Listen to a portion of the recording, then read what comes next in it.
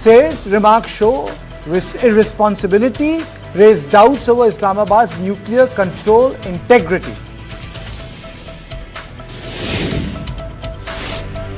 In a big move, Supreme Court directs Delhi NCR to create shelter homes for dogs in 8 weeks and to round them up, capture them and place them in shelters for stray-free localities.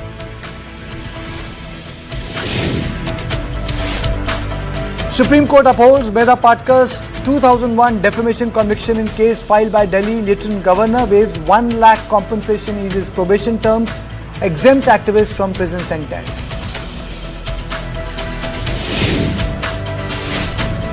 K.N. Rajanna resigns after Congress High Command moves to sack him after he countered D.K. Shivkumar's vote chori claims.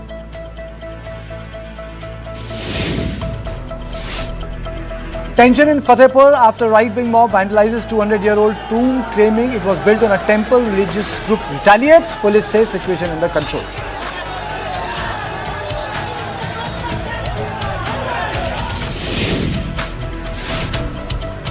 Security cover given to comedian Kapil Sharma in Mumbai after 2 firing incidents in a month at his cafe in Surrey. Police probe possible criminal links.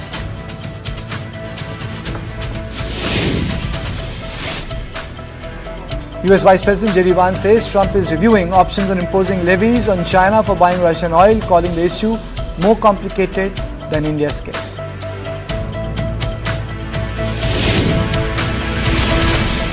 Zelensky dials Prime Minister Modi, urges India's support for Ukraine-led peace efforts to end war. Modi reiterates India stands for early peaceful resolution and stronger bilateral ties.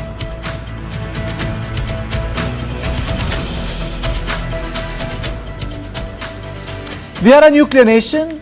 If we think we are going down, we'll take half the world down with us. This is what Pakistan Army Chief and Pakistan's de facto military ruler, Field Marshal Asim Munir, had threatened to do in a future war with India.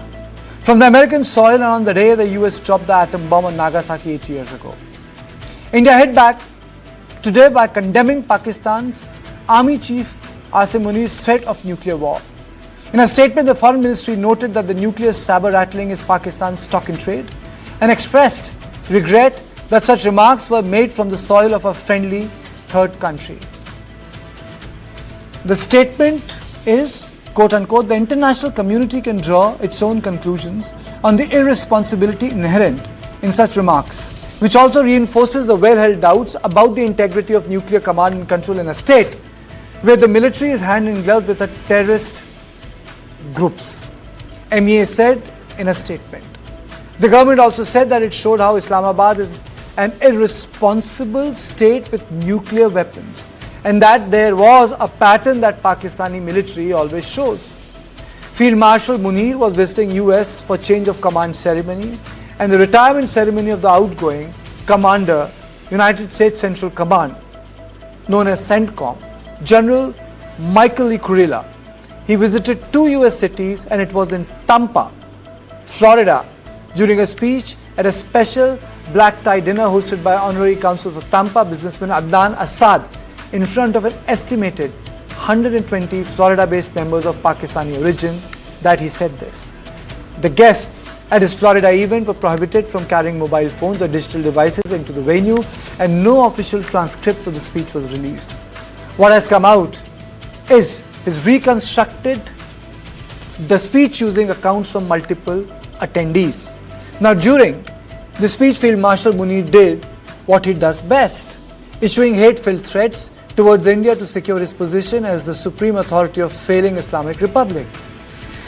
Reading from his prepared notes, Field Marshal Munir dedicated a substantial part of his speech to Pakistan's recent military conflict with India, and he repeated his earlier description of Kashmir as Pakistan's jugular vein, asserting that it is not India's internal matter. Field Marshal Munir also questioned New Delhi's decision not to provide specific details of its losses during the 4-day war. Quote unquote, the Indians should accept their losses. Sportsman spirit is a virtue, he said, adding that Islamabad will also make its losses public as long as India also conducts a similar exercise. Now this is Asim Munir's second visit in 2 months. His previous 5-day visit was on June 18th, where he even had a rare White House luncheon with President Trump, during which he recommended a Nobel Prize for MAGA Supremo for his peacemaking efforts. Something that he repeated this time too. Emboldened by the Trump White House support, Field Marshal Munir also commented on the recent India-US tension, suggesting Pakistan could teach masterclasses on balancing rival powers, and he also called India shiny Mercedes compared to a dump truck that is Pakistan. Sparking internet humor with people calling itself a self-goal. Now, this is not the first time that Asim Munir had spewed venom against India. He's a conservative, is the first Pakistani army chief to have seminary education. He's also known as Jihadi General. For many experts, Asim Munir's threats were a response to India's bold military strikes during Operation Sindoor, which targeted terrorist camps, Air Force bases, and even possibly Kirana Hills, the storehouse of Pakistan's nuclear warheads. In fact, just 2 days ago, for the first time, Air Force Chief VK Singh, speaking at the Air Chief Marshal L.M. Katra Memorial Lecture in Bangalore, said that the forces shot down 5 Pakistani jets and 1 airborne early warning and control aircraft during Operation Sindoor, also adding that the large aircraft, which could be a surveillance plane, was shot down at a distance of 300 kilometers. We have at least 5 fighters confirmed kills and 1 large aircraft, which could be either an Elint aircraft or an AWNC aircraft, which was taken out at a distance of about 300 kilometers. This is the actually largest ever recorded surface-to-air kill that we can talk about. At another event, Army Chief General Upendra Dwivedi, speaking at the IIT Madras, said Operation Sindoor, was akin to playing a game of chess, as we did not know what would be the enemy's next move, and though the test match stopped on the 4th day, it could have been a protracted conflict. And how post-Op Sindoor, all 3 chiefs were very clear that something had to be done and that the free hand was given, and they had been given the confidence to act, which they did. 25th, we visited the Northern Command, as you're aware, that is the place where we thought, planned, conceptualized and executed the 7 targets out of the 9 which were destroyed, and where a lot of terrorists were killed.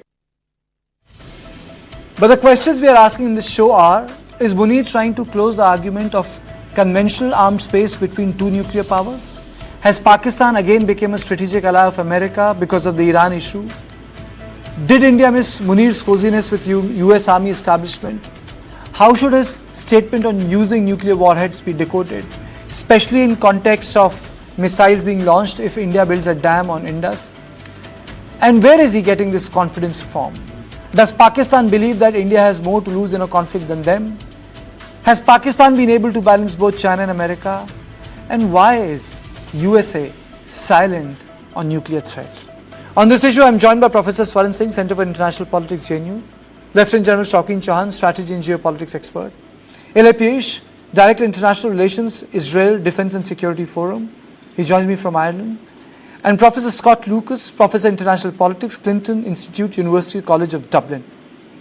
Thank you so much, all of you. Let me straight away go to General Chauhan. So where is Munir getting this confidence from?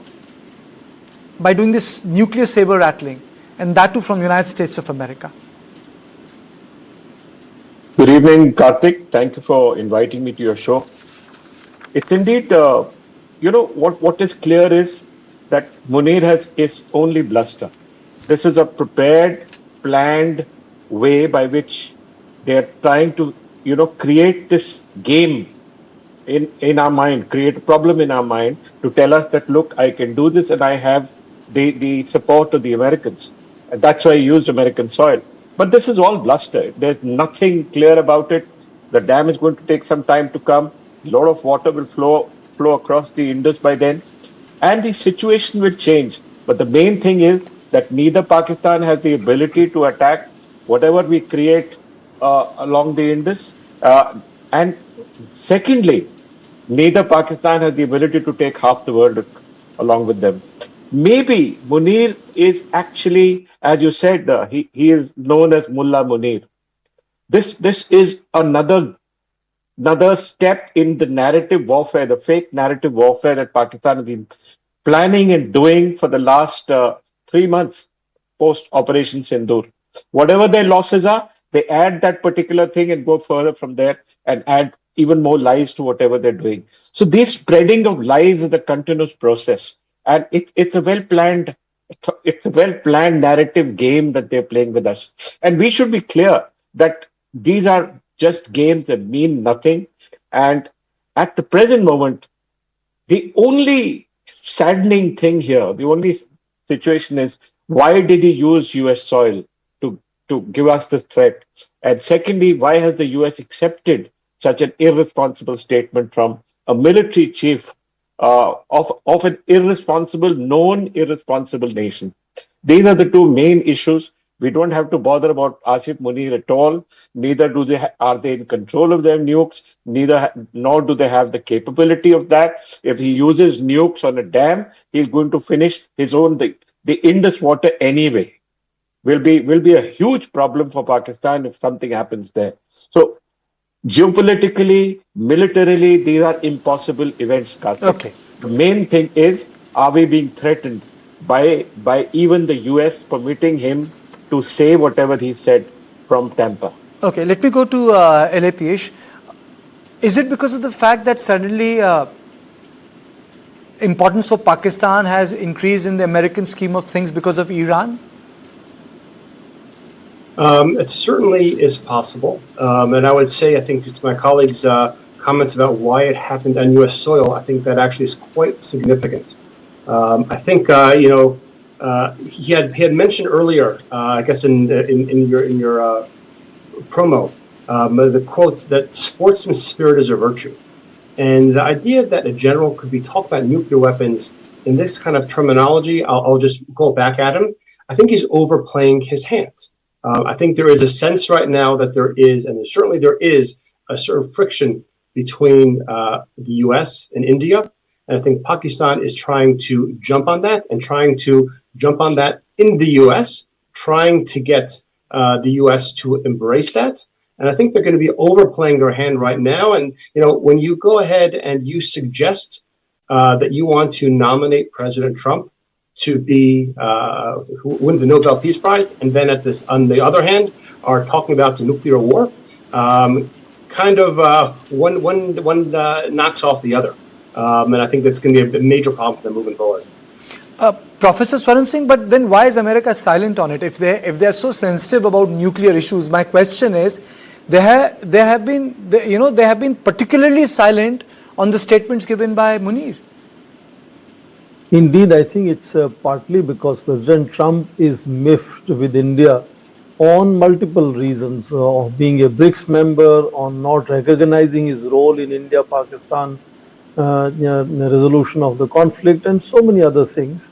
And he's letting this general from Pakistan, carry forward that kind of angst, anxiety, paranoia, or whatever you want to call it, against India, and carry it to almost, caricature level. I mean, it's a formal official visit on a very important occasion of the retirement ceremony of Central Command Chief General Kurila, and one cannot assume that these words were not really thought of before. Absolutely. And then to talk of 10 missiles, why 10 missiles, and why hit that dam which is going to destroy Pakistan? And then, of course, talking of India being Mercedes, Pakistan being a dump truck. Very strange language. What interesting it is that people are also citing now that a similar mention of Jinnah's quotation of Kashmir being jugular vein was also used before Pahalgam attack. So I think India will have to be careful with what is he, who is he talking, is there any message here? But I think it is equally interesting that it is going to bring down the credibility of American establishment much more, because they claim themselves to be the kind of leaders in ensuring peace and stability when it comes to nuclear weapons and nuclear tensions. And here they are not just keeping silent, all the top generals of United States are hosting him, meeting him. And of course, before that, on 8th of August, we saw that President Trump had also earlier invited him to White House. And it's a strange thing to me. Pakistani generals, of course, this is unprecedented, but one can understand that they will sometime use that kind of unusual language. But the host, United States, to ignore it, to be silent about it, I think that is a far more threatening signal, not just for India, but for everyone else, that you could allow a general who is known to be sympathizer with terrorists, and of course, sympathizers of terrorists could pass on some of And these he's a technologies. hardliner, sir. He's a hardliner, educated. I have no issues people getting educated in a seminary, but when I use the word, I use it with the sense that he is the real inheritor of Zia's politics or Zia's army. He was recruited when Zia was trying to Islamify Pakistani civil society and army. He represents that culture of the Pakistani army. He's the product of that politics of Zia ul Haq. That's what we have today. Indeed, that whole generation of Islamization of Zia ul Haq changed Pakistan in a very different direction. And then we saw out came the result of Taliban being created, and Afghanistan getting into further radicalization, and that kind of mindset is really dangerous for Pakistan itself. And I think the credibility of Pakistan, of course, is really low now, and increasing anger, frustration that they have with India being recognized increasingly around the world, India being now touted as going to be third largest economy, etc., makes them, make such really unacceptable, but below the belt and really pedestrian kind of comments, which do not hold a field marshal, in that esteem that a military general should be held in. And the language and the tenor and the kind of location where he is speaking is, of course, very, very unusual. But to me, greater concern is how American establishment has virtually kept silent. The only voice we heard is a statement from Pakistan Foreign Ministry saying that they have a very strong command and control under complete civilian control. Pakistan is a responsible nuclear weapon state, that they hold restraint and they are disciplined and so on, which doesn't mean much because we understand who controls the power in Pakistan. And here is a general who's not accountable for whatever decisions or comments he's making, is able to not just say such things, but I'm sure he has his finger on the button in case who controls weapons in Pakistan. And civilian leaders may not have much knowledge control of these weapons itself. So that kind of chaotic situation, saying he will take half the world down under with him, is very concerning. I think the whole world should be concerned with what is he doing and what is he saying. And United States particularly has astonished people like me that they could not just keep complete silence, but give him red carpet treatment. He should have been told to leave the country immediately. I think that is the treatment he deserved. No, I understand, Professor Sarin Singh, that many new nuclear states can take a position on this issue in which the whole idea is to involve intervention, not to use the weapon, but to involve intervention, because they know they cannot carry out any such non-conventional strike. But my next question will be to Professor Lucas, but after a short break, and my question would be, sir, to you. Munir also said that we are like a dumpster, Pakistani state, describing himself as a dumpster, in the Pakistani state as a dumpster, India as a Ferrari and a Mercedes, and saying what happens that, if a Ferrari hits a dumpster. So when I come back after the break, so my question will be, why does Pakistan believe that India has more to lose in a conflict than them? And does it embolden them? But after a short break, sir.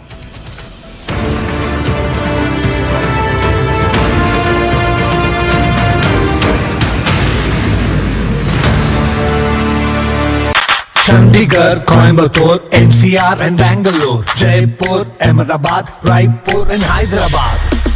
We've been here, we've been there, VK's been just everywhere. खूबसूरत सी तुम कोई चिंता करो, पीछे भरोसा खड़ा है तुम्हारे, तुम नया कर बनाते रहो। जब कोई हमारी बाकी चिंताओं को संभाल लेता है तो हम कर पाते हैं खूबसूरत सी कोई चिंता। टाटा कैपिटल में हम आपकी हर फाइनेंशियल चिंता को संभाल लेते हैं ताकि आप करें सिर्फ खूबसूरत चिंताएं। पहले पंखा आएगा, फिर बिजली आएगी।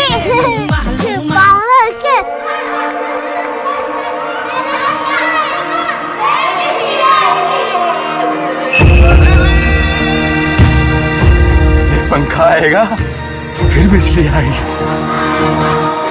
ऑन करो। हमसे वातावरण से बिजली नहीं बनाते हैं, जिंदगी में रोशनी जगाते हैं, खुशियां फैलाते हैं। अदानी, हम करके दिखाते हैं। मुथूट फाइनेंस गोल्ड लोन सुनहरी सोच प्रोग्राम में आप सबका बहुत बहुत स्वागत है। बनर्जी दा, क्यों नाचो दादा? सर, मेरा सोना मेरा बेटा को लैपटॉप दिला रहा है। खूब भालो। हाँ मेदा जी, केम छो? अरे मजा माचो मोटा भाई, मेरा सोना मेरी फैक्ट्री में नई मशीन्स लगा रहा है। बहुत सारो है तो अपने सोने को काम पे लगाइए। आज ही कॉल कीजिए 1-800-313-1212 पर।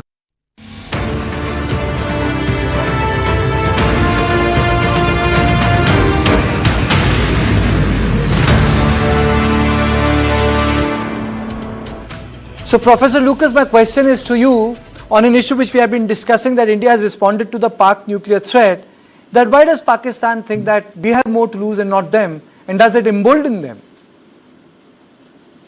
Well, I found those comments about the dump truck and the Ferrari interesting because it's sort of an unwitting tribute to India. You know, the idea of India having this very vibrant economy, which is on the verge of being the third largest in the world, which has had this rapid technological advance, whereas Pakistan has been lumbering, has been riddled with issues, economic problems, corruption, instability.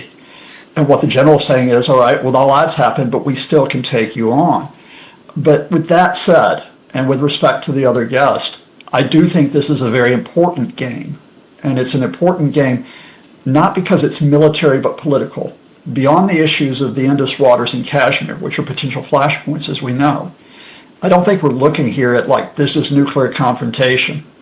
Instead, what this is a Pakistani military commander playing to the Pakistani diaspora, saying, look, we've got strength here, and doing it in the midst of a Pakistani political campaign, which has been really successful with the Trump administration. And here's where I think the important point here is, because this is where the battle's being fought, if you will. Back in March, Pakistan delivered an Islamic State Khorasan suspect to the United States. They built upon that by telling the U.S. military, U.S. intelligence community, you can work with us. And then very importantly with Trump, they flattered Trump. They gave him credit for ending the India-Pakistan skirmish back in the spring, whether or not that's true, because they knew it would make Trump feel good. India, on the other hand, which is projecting itself as a great power, doesn't want to say Trump came in and stopped all of this. But Trump remembered that, which is why General Munir went back and visited Trump in June and then said, we nominate him for the Nobel Peace Prize. So now Pakistan has got Trump really, really liking them. And what they're now doing is they're playing upon this with the idea of, we are your reliable ally, Mr. Trump, because we serve you. And that's interesting, that even as the Pakistanis are talking about how, we're a power here, just like India is a power, they're doing it by effectively using Trump as their big brother. And I think you have to recognize that political game, because let me give you one other thing that's important here. What the Pakistanis have been telling the Americans is, we've got natural resources here. We've got minerals. We've got energy resources. And who was one of the people who they brought over to Pakistan to show off all these trillions of dollars in resources? The son of a man named Steve Witkoff. Who is Steve Witkoff? He's Donald Trump's right-hand guy, his envoy for the Middle East, his envoy for Iran, his envoy for Ukraine, Russia. In other words, Pakistan is playing personal politics with Trump, which is why almost no U.S. outlet today will be reporting the headlines that you're reporting, because they didn't pay attention to that event. Instead, the event that they watched was General Munir paying tribute to the outgoing American commander, General Kurilla. So my next question to you is that, when we talk about Munir, there is one particular thing which comes to mind that he has been able to balance both the Chinese and the Americans. Do you think like Yahya Khan, is he trying to play a conduit between, at that point in time, Kissinger and Mao and Nixon, between Trump and Xi Jinping? Is there some sort of a play you think happened? Because even at that point of time, no one had an idea. And Kissinger had come to India for a day's meeting. Then he went to Islamabad, stayed put in Munir, and quietly took a plane and told everyone that, he has a bad stomach. Went to Beijing and came back. I'm just saying that, do you think a possibility of Munir playing this sort of a role?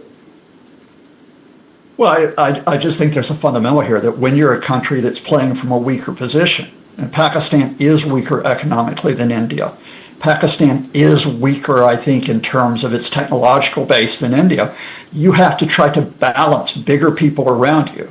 Now, you can go to the Chinese and you can say to the Chinese, look, we're not ganging up on you like other countries are. We're not part of the Quad like India is. We're here for regional stability. Then you can go to the Americans and you can say, look, we're not here to be alongside Beijing. We're not part of like this BRICS mega axis.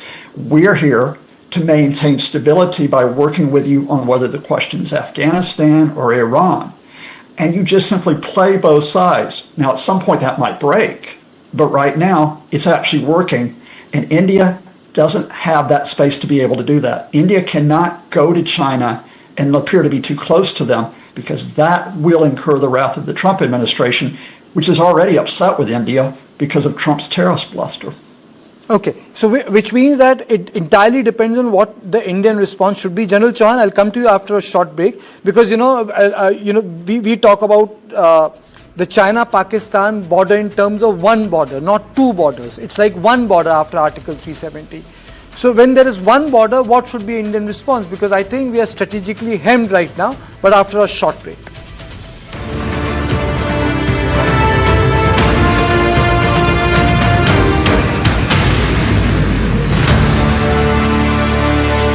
Chandigarh, Coimbatore, NCR and Bangalore, Jaipur, Ahmedabad, Raipur and Hyderabad. We've been here, we've been there, VK's been just everywhere.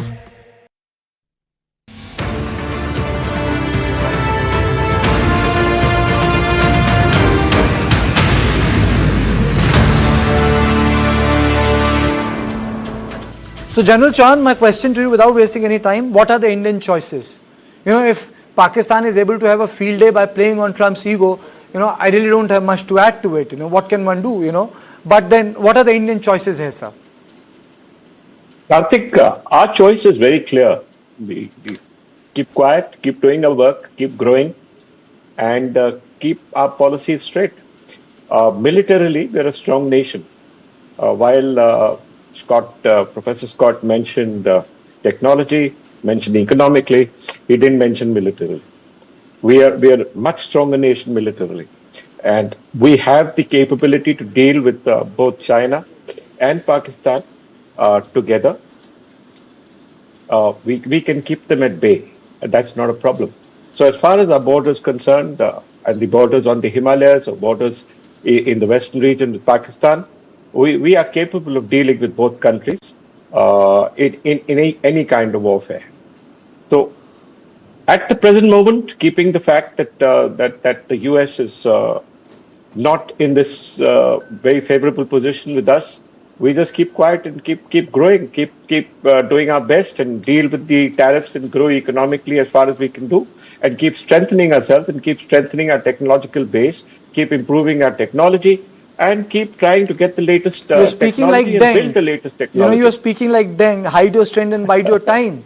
Absolutely. Maybe sometimes the time comes to speak like Deng, but as a soldier, I would be absolutely clear that we can deal with. We're not a militarily weak country. And as far as we are concerned, we've had many years of political stability, and we are in a position where we can deal with some bad times without a problem. So that's my view, Karthik. Okay. Carry on from where we are. Don't bother. Don't jump too much. It doesn't really matter. This too will pass. But absolutely, this too shall pass. It's not as if India has not seen tough times. India has definitely seen tough times from the wheat import subsidy it had to seek from the United States of America. Absolutely, yeah. The so-called the pink grain, which was only edible for animals, but then that's what the Indians got. But that's not the point. Munir also said one more thing. LAPH and Professor Swan Singh and Professor Lucas, I want you on this. He said, this time we will attack from the east. People have only picked up 3 components of his speeches. He has said a lot of things. He said, this time we will attack from the east.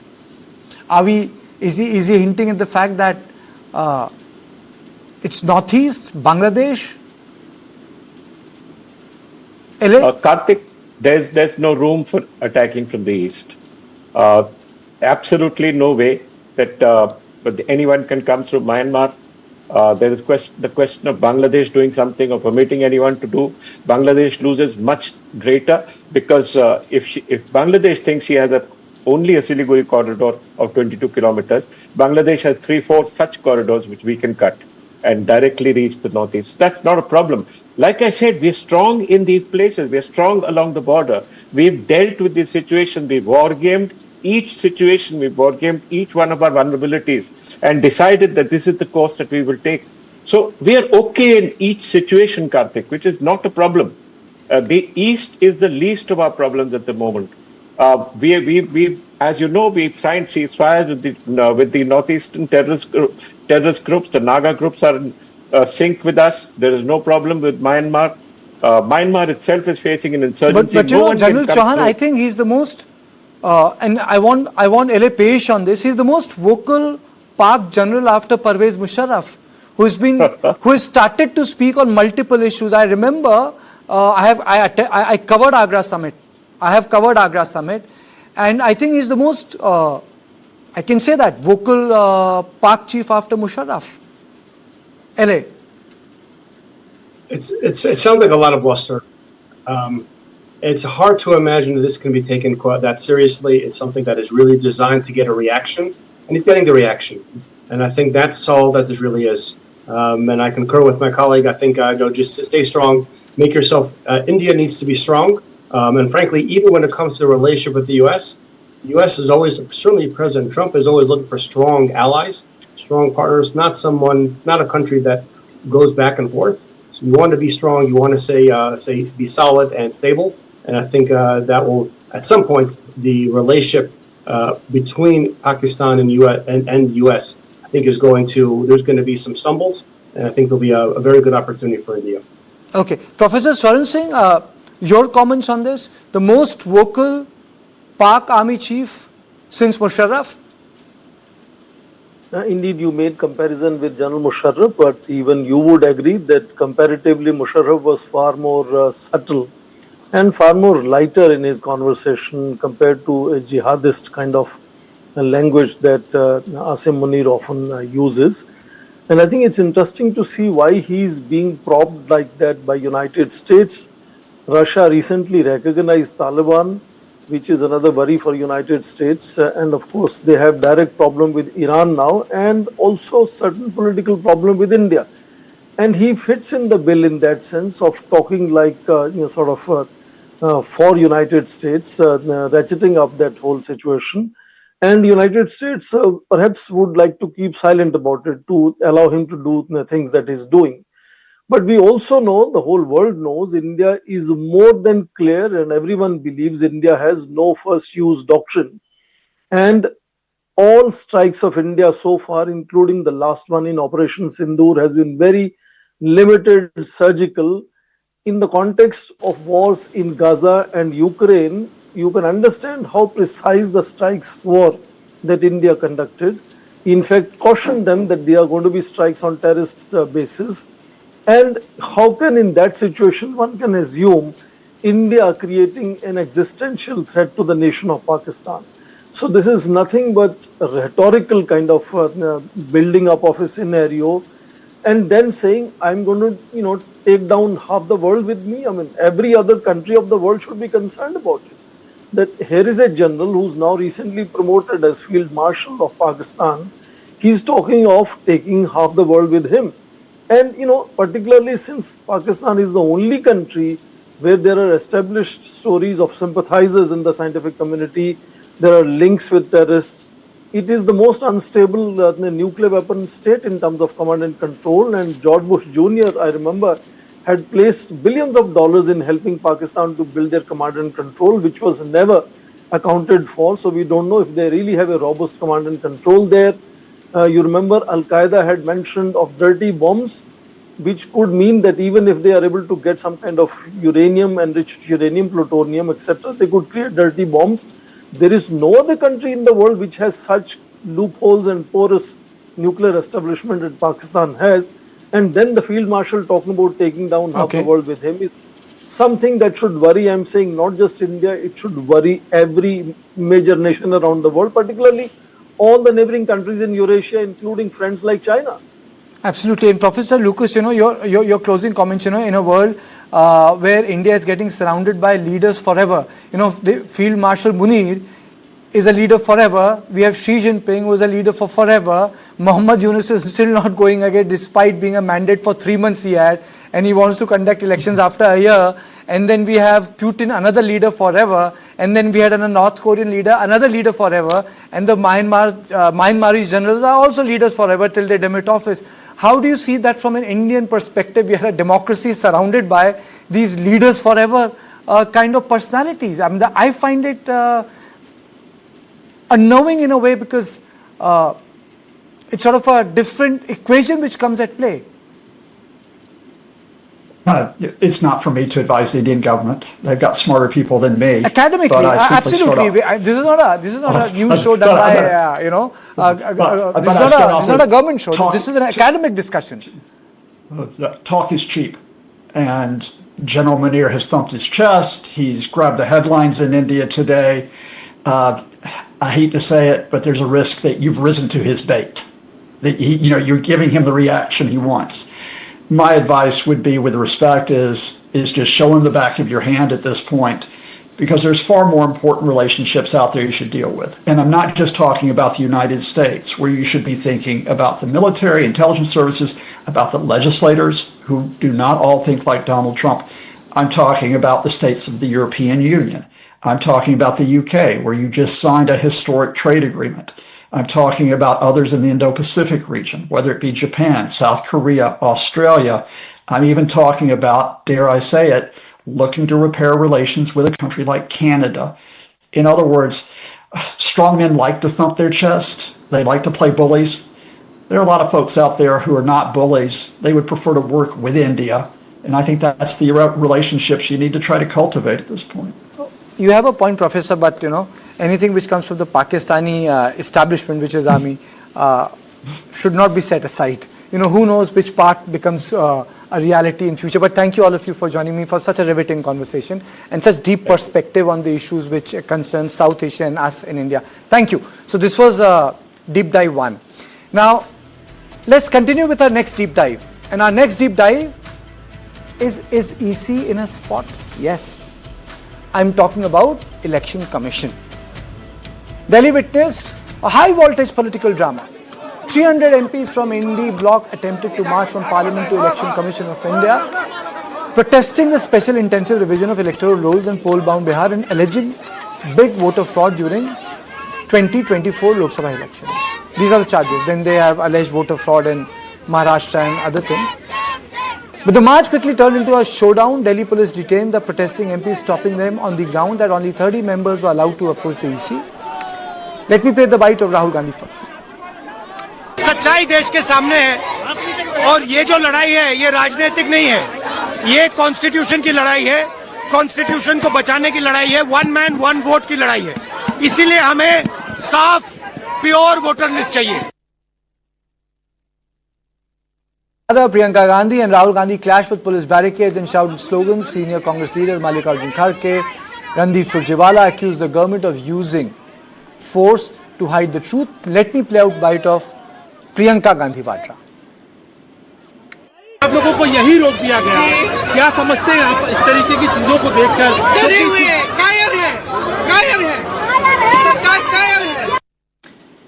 Tonight on Unmissable, we break down Rahul Gandhi's allegations and the Election Commission's counter. But before that, let me tell you that Kiren Rijiju very categorically said in a bite, and Kiren Rijiju said, that how can you have a meeting at 300 people? When 30 people were called, why did they insist that 300 people would go?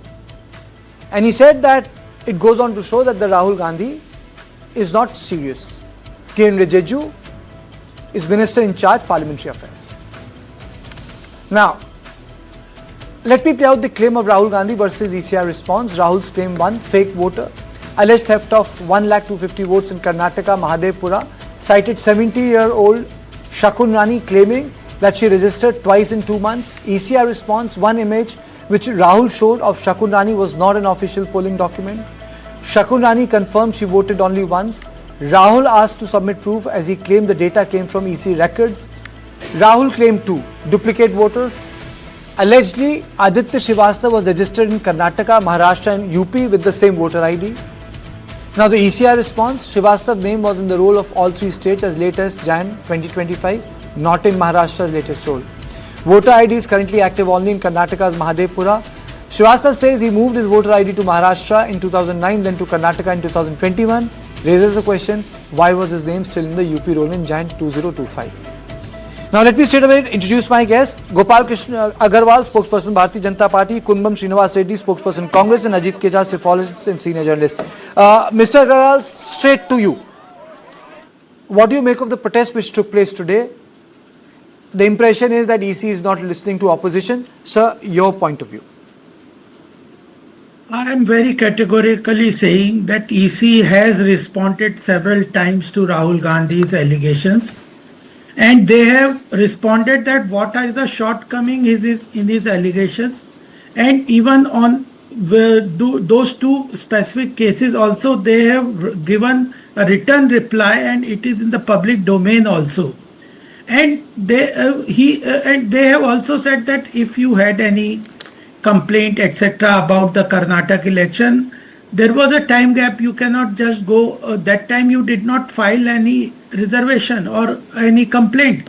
So they have asked that still if you have any documentary proof which is being claimed by Rahul Gandhi ji, is that please submit those documents under oath, because he has been in the habit of just giving fake or lie allegations and not then substantiating them with the proof, documentary proof. And he is saying in the public domain that I have the proof.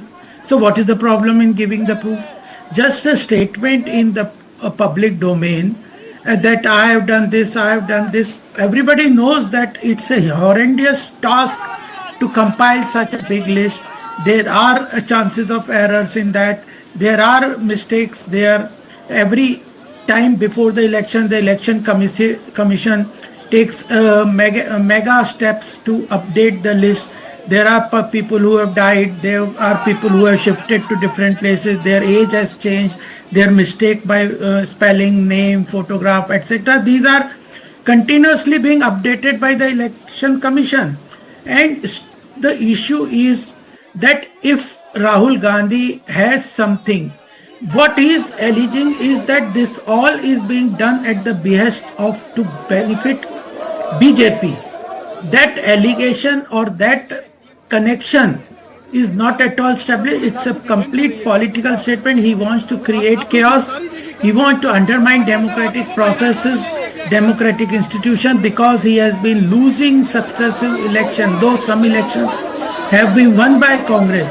But it is almost 13 to 14 elections in a row that Congress has lost under the leadership of Rahul Gandhi, and he wants to camouflage his inefficiency or in a non-visionary leadership under blaming some democratic institution. And we do not agree with his allegation going as far as that Indian democracy is dead, Indian democracy chori ho gayi, Indian democracy completely compromised. Mr. Agarwal, constitutional institutions, there are constitutional processes, rules, regulations. He is not following at all. Okay, let me take opening comments from the Congress spokesperson also. You made your point that Rahul Gandhi is not following the rules. You made your point that the democracy is not dead.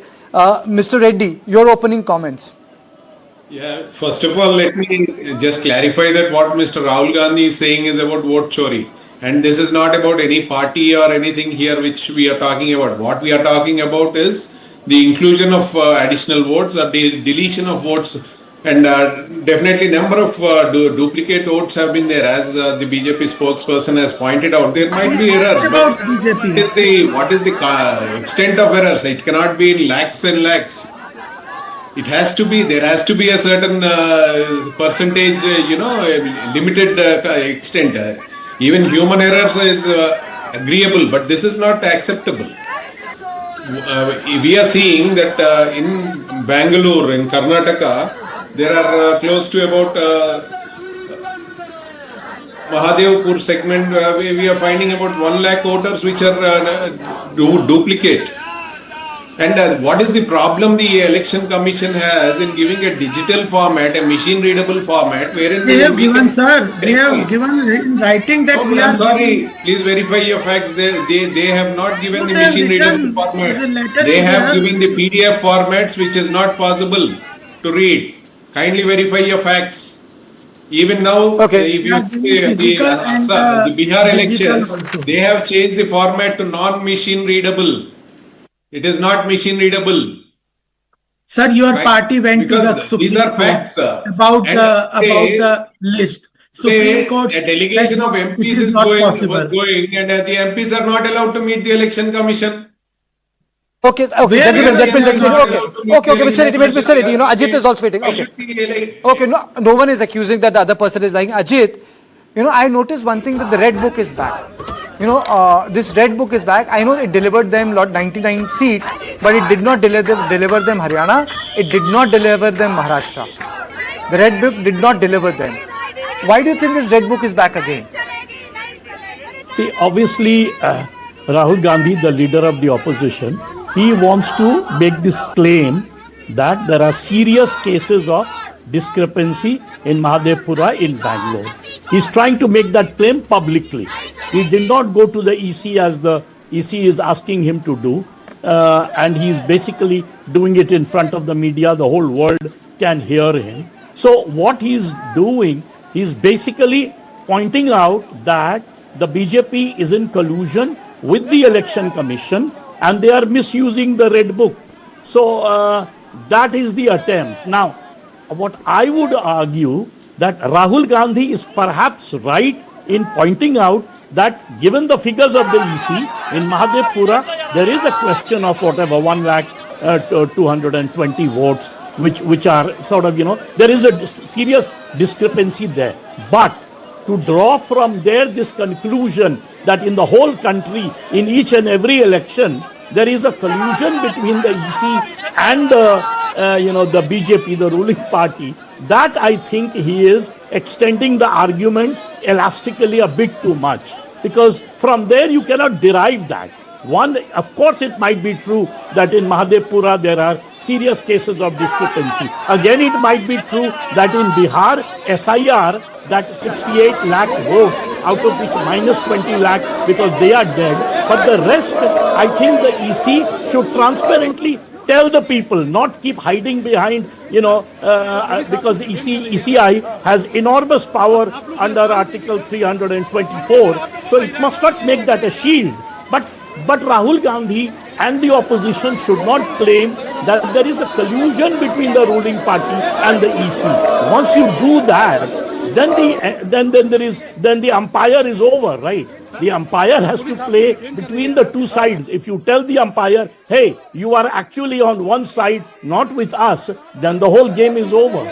So I think both sides, the EC is being sort of, I would say, very reluctant to be transparent, even though the constitution between Article 324 and 329, there may not be clauses which might say, okay, the EC must put all the data digitally, and the EC says, well, by law, I'm not asked to. The point is, at the time when the law was made, there wasn't digital methods. Okay. So the EC is making a mistake there, but so is the opposition, especially Rahul Gandhi, when he links the two. He should not link the two. Just point out there are serious discrepancies. Make sure that you end the discrepancies, whether in Bangalore, whether in Bihar, which is going to face election, or Bengal, or Tamil Nadu, or Kerala. Okay. Wherever.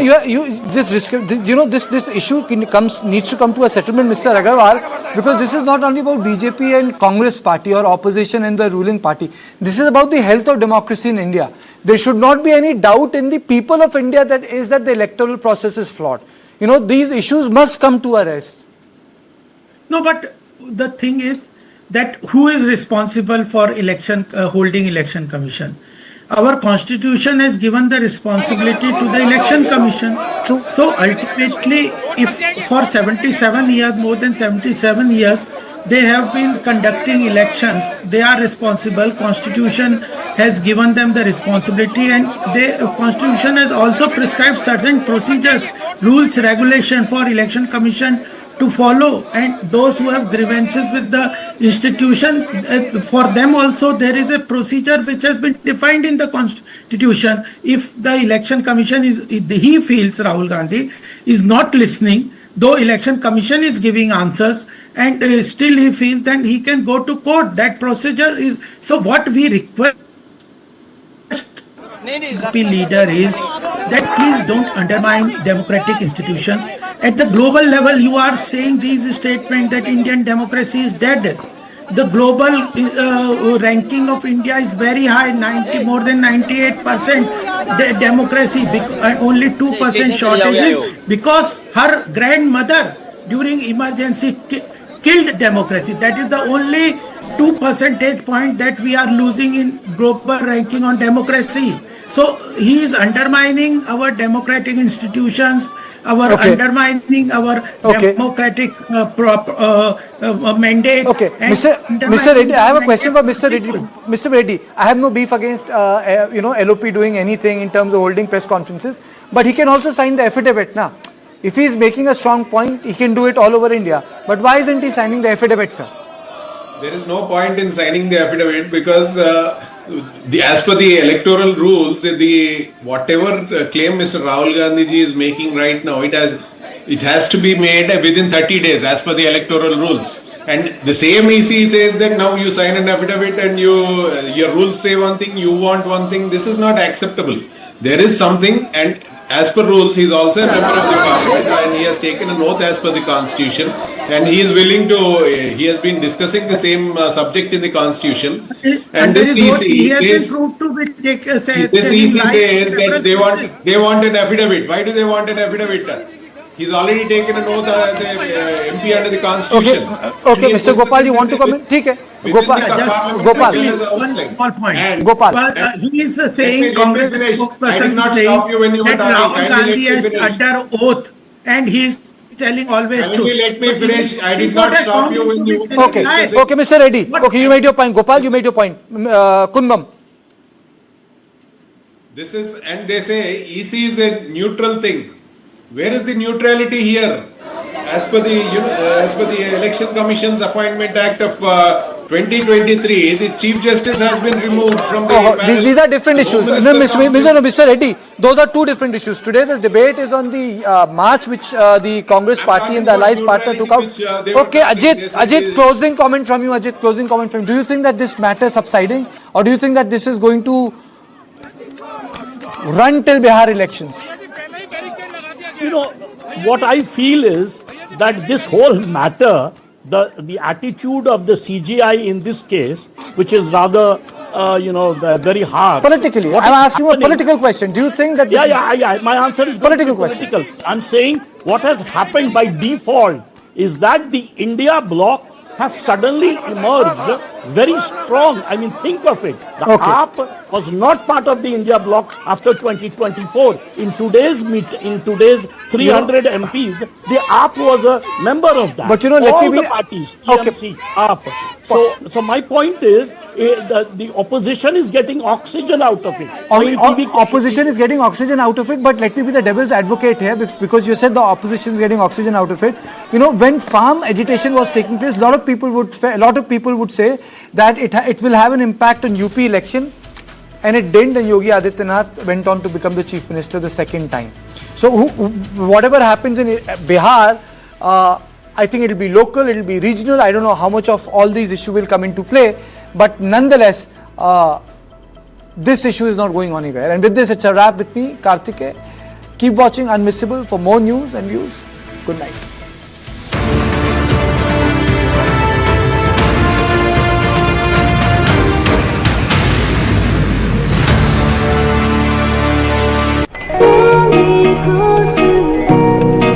Go condoms? It's over there. क्या ये different sizes में आता है? Actually, sir, size matter नहीं करता. तो फिर क्या matter करता है? The hardness Of the condom. of what's inside. For the first time ever, presenting Hard Rock Gel, the hardness gel for men. अब free हर score condoms के 10 पैक के साथ. ये शहर भी तो अंगना तेरा मेरा, इसको भी रंग दो। Opus, opus, opus, इसको भी रंग दो,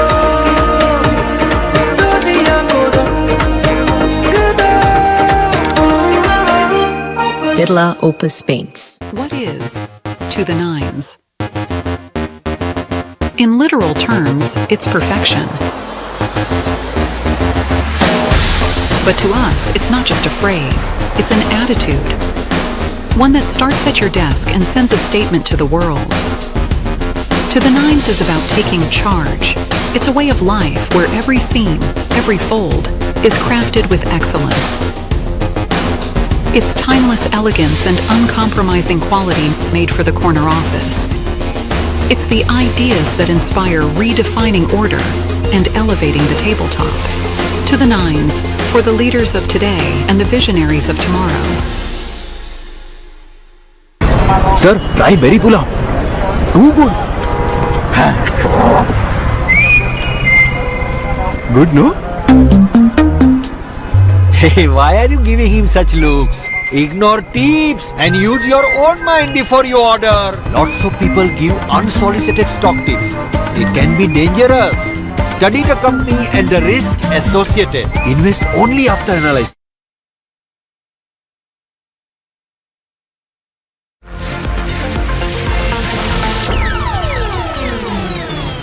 HMD Global as a brand today stands for, Human Mobile Devices, HMD, isn't it?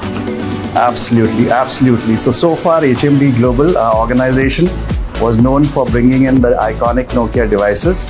But as a part of our new multi-brand strategy, we are now also bringing in the HMD branded devices, which is the feature phones, the smartphones, the tablets, the accessories to the global audience. And that includes for India and the world, isn't it? Absolutely, absolutely. Can you talk to us about, the fact that you have now two brands under your umbrella? One is Nokia. There is nobody in the world who does not know the name of Nokia when it comes to mobile phones, and now you have HMD mobile phones. Tell us, how are you, doing this double act, so to speak? So absolutely, you're right. Nokia needs no introduction. I think it's an iconic brand which continues to stay in the heart of the consumers. And thanks to the efforts which HMD has put in the last 8 years in terms of bringing in the iconic Nokia devices to the consumers, and they still love it very much. But equally, I think there is a growing need, for, especially among the Gen Z and the millennials, in terms of how do you further differentiate, how do you actually personalize some of the stuff on the product. And that's where the dual brand strategy is kind of really helping us as an organization.